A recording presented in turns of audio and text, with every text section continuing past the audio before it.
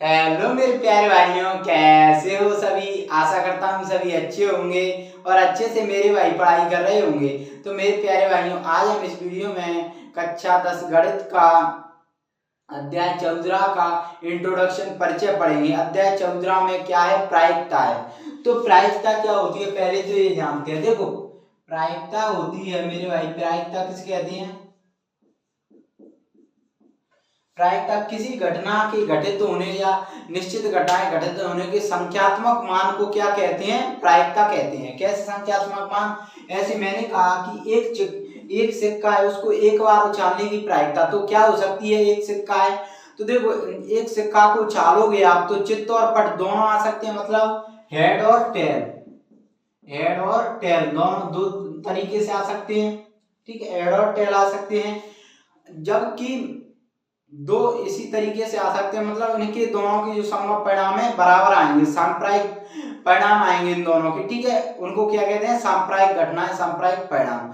लेकिन अगर सिक्का रेत पर गिरे तो इसका सांप्रायिक परिणाम नहीं आएगा, क्योंकि वो फिर खड़ा भी आ सकता है रेत पर गिरे, लेकिन उसके चांसेस बहुत कम रहते हैं। ठीक है, तो हेड और टेल, तो मैं पूछूं हेड आने की प्रायिकता, तो हेड आने की प्रायिकता तो कुल संभव परिणामों की प्रायिकता कितनी है? दो। तो हेड आने की प्रायिकता, तो हेड कितनी बार आ रहा है? एक बार। कुल संभव परिणामों की संख्या 1/2। ये तो होती है प्रायिकता। अब ऐसे ही एक और उदाहरण ले।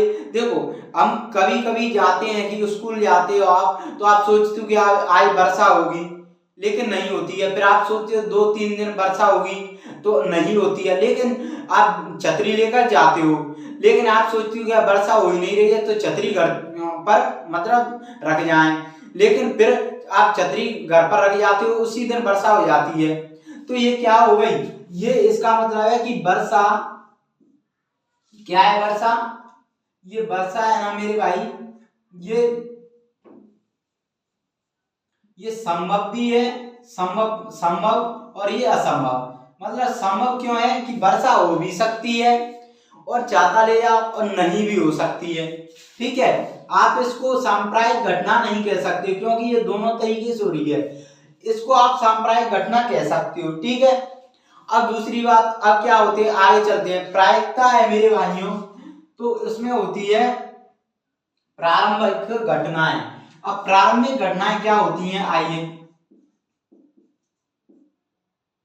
पहले तो हम ये समझ लेते हैं एक उदाहरण लेकर। देखो, मैंने कहा आपसे कि एक थैला है, उसमें पीली गेंद है, एक नीली गेंद है और एक लाल गेंद है। एक थैली में एक रेड रेड मतलब एक लाल गेंद है, एक पीली गेंद है मेरे भाइयों, एक पीली गेंद है, एक लाल गेंद है, एक ब्लू नीली गेंद है। ठीक है, समझ में आया? अब मैंने कहा इन तीनों की प्रायिकता ज्ञात कीजिए, लेकिन हमने देखा नहीं और थैले के अंदर से मतलब बिना देखे गेंद निकाली जाती है। तो लाल रंग आने की प्रायिकता ज्ञात कीजिए, तो कुल संभव परिणामों की। तो इसके लिए जो सूत्र होता है वो क्या होता है? घटना जो घटित होती है, ये घटना घटित ही हो रही है, तो घटना घटित होने को हम दर्शाते हैं ई से। ई होती है किसी घटना की घटित होना, पी होती है प्रायिकता। तो ये पी, इसको निकालते हैं तो कैसे निकालते हैं मेरे भाई? इसको निकालते हैं अनुकूल परिणामों की संख्या। तो देखो, लाल लाल गेंद आने की प्रायिकता, तो लाल गेंद कितनी बार आ रही है? एक बार। तो अनुकूल परिणामों की संख्या, सूत्र क्या होता है? अनुकूल परिणामों की संख्या अपॉन क्या होता है? कुल संभव परिणामों की संख्या। कुल संभव परिणामों की संख्या। अब देखो मेरे भाइयों, ये सूत्र बनेगा। अब इसे मैं कैसे समझाऊंगा? देखो, ये रेड है तो अनुकूल परिणाम, रेड क्या आ रही है? रेड की निकालना है हम, लाल की, तो आप इसको आर भी लिख सकते हो, आर। ठीक है, रेड के लिए तो अनुकूल परिणाम कितने हैं? 1। और कुल संभव परिणाम कितने हैं? 1 2 3। ऐसे ही आप नीले रंग पीले की निकालो तो वो भी 1/3 आएगी, नीली की निकालो वो भी 1/3 आएगी। समझ में आया? अब आती है दूसरी चीज में भाई, प्रारंभिक घटनाएं। प्रारंभिक घटनाएं क्या होती हैं? अब देखो, मैं इस क्वेश्चन से ही आपको बताऊंगा। प्रारंभिक घटनाएं वह घटनाएं होती हैं जिनका केवल एक परिणाम हो। देखो, जिनका केवल एक परिणाम, इसका देखो यह रेड का एक ही है, इसका एक है, इसका एक है, तो ये इस तरह की घटनाएं क्या होती है, मतलब प्रारंभिक घटनाएं होती हैं।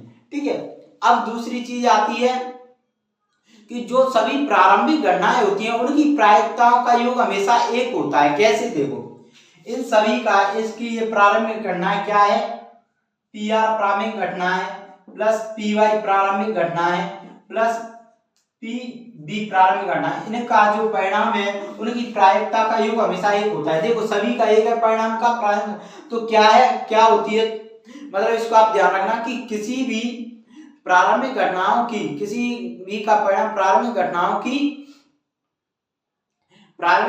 की प्रायिकताओं का योग क्या होता है, हमेशा एक होता है। ध्यान रखना, इतना समझ में आया। अब दूसरी चीज और आगे बढ़ते हैं।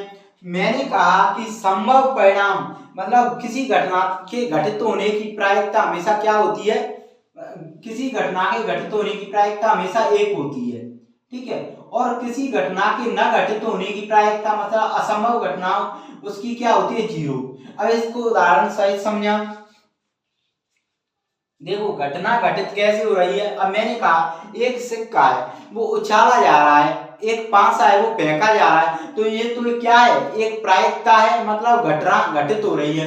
लेकिन मैंने कहा कि एक पासे को फेंकने पर 7 आने की प्रायिकता, तो कभी पासे में आप जानते हो कि 1 से 6 तक आता है, पासे में 1 से 6 तक ही तो आते हैं परिणाम, तो इसमें 7 तो आ ही नहीं सकता, तो इसकी प्रायिकता क्या होगी, 0। इस तरीके से समझ में आया इतना क्लियर हुआ। एक पासे को फेंकने, एक फेंकने की प्रायिकता तो इसकी 1 होगी, क्योंकि ये संभव परिणाम है। किसी घटना के घटित होने की प्रायिकता, निश्चित होने की प्रायिकता 1 होती है, और किसी घटना के न घटित होने की प्रायिकता 0 होती है हमेशा। और प्रायिकता कभी क्या होती है मेरे भाइयों, ऋणात्मक नहीं हो सकती है। प्रायिकता क्या नहीं हो सकती है, कभी ऋणात्मक नहीं हो सकती है। ठीक है, प्रायिकता क्या नहीं हो सकती है, ऋणात्मक नहीं हो सकती है। और प्रायिकता का मान हमेशा 0 और 1 के बीच में होता है। प्रायिकता का मान क्या होता है मेरे भाइयों, 1 और 0 के बीच में होता है। ठीक है, और प्रायिकता का मान हमेशा 1 से अधिक नहीं हो सकता। प्रायिकता का मान क्या नहीं हो सकता मेरे भाइयों, 1 से अधिक नहीं हो सकता। प्रायिकता का मान हमेशा 1 से अधिक नहीं हो सकता, नहीं हो सकता। ठीक है, प्रायिकता का मान कभी 1 से अधिक नहीं होगा। समझ में आया इतना। अब आता है मेरे भाइयों क्या, देखो अब आता है पूरक घटना। पूरक घटनाएं। अब पूरक घटनाएं क्या होती है मेरे भाइयों, पूरक घटनाएं वह होती हैं कि मैंने कहा कि किसी घटना नहीं, घटना किससे रिप्रेजेंट करते हैं, ई से, तो इसको लिख सकता हूं मैं क्या, ई। घटना, किसी घटना ई नहीं, मतलब ई नहीं लिख सकते हो, या इसको हम दर्शा देते हैं बार से, ई बार नहीं की, घटित होने की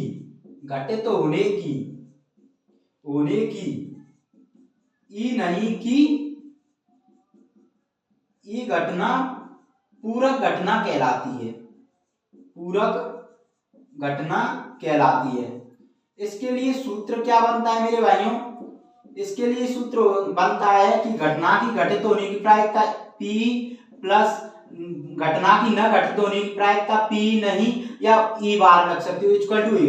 मतलब आप ध्यान रखना ये सूत्र होता है। अब अगर P आपको दिया हो तो सूत्र क्या बन जाता है, P बार, ई बार निकालना हो, P नहीं, तो P नहीं निकालना तो सूत्र बन जाए 1 माइनस PE। तो आप ध्यान रखना, घटना के घटित प्लस घटना के घटित न होने की प्रायिकता का योग हमेशा क्या होता है, 1 होता है। और मेरे भाइयों P अगर हमें दिया हो तो P बार कैसे निकाले, 1 माइनस P। अब ऐसे मैंने कहा कि आपसे यहाँ पर इसके लिए उदाहरण भी ले लेते हैं। एक क्रिकेट मैच में भारत के जीतने की प्रायिकता 0.6 है, भारत की जीतने की प्रायिकता। तो भारत के न जीतने की प्रायिकता, तो देखो भारत के जीतने की प्रायिकता मान लो PW कितना है, 0.6। भारत के न जीतने की प्रायिकता मान लो पी टी मान लो जी, तो नहीं की जगह टी इक्वल टू सूत्र क्या होगा 1 माइनस 0.6। तो इसमें से 1 में से मेरे भाई 0.6 घटा दो, 10 में से 6 गया 4, तो कितना बचा 0.4। तो भारत के न जीतने की प्रायिकता कितनी आ गई 0.4। तो समझ में आया मेरे भाइयों इतना। तो मेरे प्यारे भाइयों इसमें क्या है यादृच्छिक प्रयोग क्या होते हैं, यादृच्छिक प्रयोग भी समझ लो। यादृच्छिक प्रयोग मेरे भाई वो प्रयोग होता है, इसको भी समझ लेते हैं मेरे भाइयों। यादृच्छिक प्रयोग, यादृच्छिक प्रयोग वह प्रयोग होता है जिसका परिणाम हमें पहले से पता हो, लेकिन हम उसकी जिसका मतलब पता हो कि क्या हो सकता है लेकिन हम क्लियर ना कर सकें। कैसे, एक 5 को फेंकने पर हमें पता है कि 6 आएगा, लेकिन हमें ये नहीं पता है कि हम पूछा कि 2 आने की प्रायिकता एक 5 को फेंकना, तो ये हम क्लियर नहीं कर सकते। ऐसे ही एक सिक्का है, उसको उछालने से पहले हम ज्ञात तो कर सकते हैं कि उसका चित्त और पट्ट आएगा, चित्त और पट्ट आ सकता है, लेकिन हम उसका ये क्लियर नहीं कर सकते मेरे भाई कि चित्त ही आएगा या पट्ट ही नहीं आएगा। यही होता है यादृच्छिक प्रयोग, रैंडम एक्सपेरिमेंट। तो मेरे प्यारे भाई इसी के साथ प्रायिकता प्रोबेबिलिटी का इंट्रोडक्शन समाप्त होता है। अब आगे हम और भी चीजें पढ़ेंगे। देखो इसमें 4 चीजों का प्रयोग किया जाएगा। किसका, देखो इसमें आपको लाल गेंद है, गेंदों को यादृच्छिक निकालने की प्रायिकता बताई जाएगी, पासे को फेंकने की, एक सिक्का उछालने की और ताश की गड्डी वाली। ये 4 चीजों से हम, तो उसको मैं तभी बताऊंगा जब क्वेश्चन सॉल्व करेंगे। धन्यवाद।